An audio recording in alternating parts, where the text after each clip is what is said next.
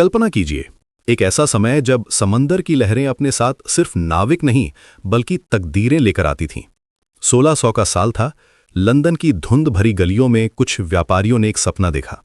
एक ऐसा सपना जो उन्हें दुनिया के उस कोने तक ले जाने वाला था जिसे सोने की चिड़िया कहा जाता था, हिंदुस्तान। उनकी कंपनी का नाम था ईस्ट इंडिया कंपनी।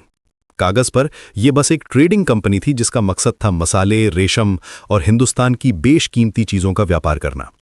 जब उनके पहले जहाज सूरत के तट पर पहुंचे तो हवा में मसालों की खुशबू के साथ साथ एक अजब सी उम्मीद भी थी। मुगल सल्तनत उस वक्त अपनी शान के शिखर पर थी।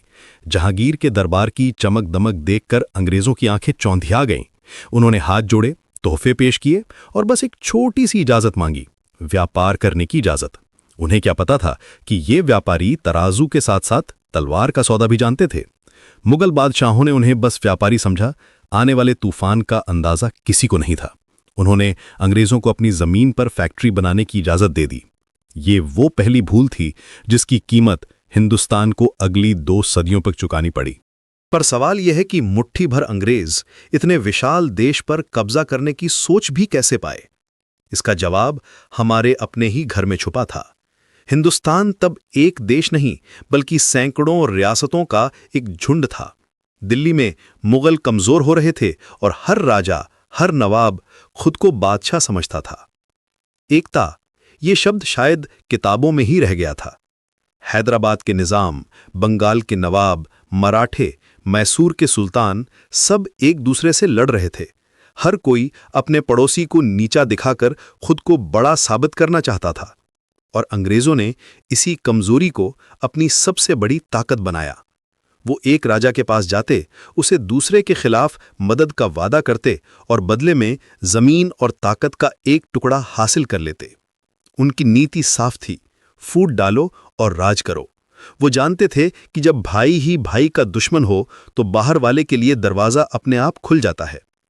हिंदुस्तान के राजा महाराजा अपनी छोटी छोटी जीत के जश्न में डूबे रहे और उन्हें पता भी नहीं चला कि उनकी रियासत की जमीन धीरे धीरे उनके पैरों के नीचे से खिसक रही थी। वो शतरंज की एक ऐसी बिसात पर मोहरे बन चुके थे जिसका खिलाड़ी कोई और था। फिर आया साल 1757, प्लासी का मैदान। ये एक जंग नहीं थी, ये इतिहास का सबसे बड़ा धोखा था।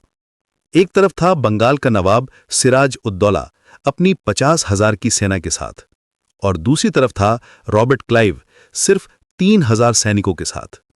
कोई भी कह सकता था कि ये लड़ाई शुरू होने से पहले ही खत्म थी, पर क्लाइव हथियार से ज्यादा इंसानी लालच पर भरोसा करता था। उसने नवाब के सेनापति मीर जाफर को एक सपना दिखाया, बंगाल की नवाबी का सपना, और उस एक सपने के लिए मीर जाफर ने अपनी जमीन, अपने लोग, अपनी वफादारी सब कुछ बेच दिया। जंग के मैदान में जब सिराजुद्दौला ने मीर जाफर को हमला करने का हुक्म दिया तो वो अपनी सेना के साथ पत्थर की मूरत बना खड़ा रहा। उसने अपनी तलवार म्यान से नहीं निकाली। उस एक धोखे ने, उस एक गद्दारी ने हिंदुस्तान की तकदीर हमेशा के लिए बदल दी। सिराजुद्दौला हार गया और अंग्रेज जीत गए। प्लासी की जीत ने ईस्ट इंडिया कंपनी को व्यापारियों से शासक बना दिया। अब उनके पास सिर्फ फैक्ट्रियां नहीं थीं, बल्कि बंगाल का पूरा खजाना था। इस पैसे के दम पर उन्होंने अपनी फौज बढ़ाई और एक एक करके बाकी रियासतों को या तो जंग में हराया या संधियों में जकड़ लिया। अगले 100 सालों में ये सिलसिला चलता रहा। मराठे हारे, मैसूर का शेर टीपू सुल्तान शहीद हुआ, सिख साम्राज्य का सूरज भी अस्त हो गया। बक्सर की लड़ाई, एंग्लो मराठा युद्ध, एंग्लो सिख युद्ध, हर जंग के बाद हिंदुस्तान के नक्शे पर अंग्रेजी राज का रंग और गहरा होता गया। वो एक ऐसी दीमक की तरह थे जो धीरे धीरे पूरे देश की नींव को खोखला कर रही थी। और फिर आया 1857। 100 साल के गुस्से, अपमान और शोषण का लावा जब फूटा तो उसने पूरे उत्तर भारत को अपनी चपेट में ले लिया। ये सिर्फ एक विद्रोह नहीं था, ये आजादी की पहली चिंगारी थी। हालांकि इसे बेरहमी से कुचल दिया गया, पर इस आग ने अंग्रेजों को ये एहसास दिला दिया कि अब वो एक ट्रेडिंग कंपनी के तौर पर राज नहीं कर सकते। इसके बाद हिंदुस्तान सीधे ब्रिटिश क्राउन के अधीन आ गया और गुलामी की जंजीरें और भी मजबूत हो गईं। ये कहानी हार की है, धोखे की है, गुलामी की है। पर यह कहानी हमें एक बहुत ज़रूरी सबक भी सिखाती है। यह हमें याद दिलाती है कि जब हम आपस में बटे होते हैं तो कोई भी बाहरी ताकत हमें तोड़ सकती है।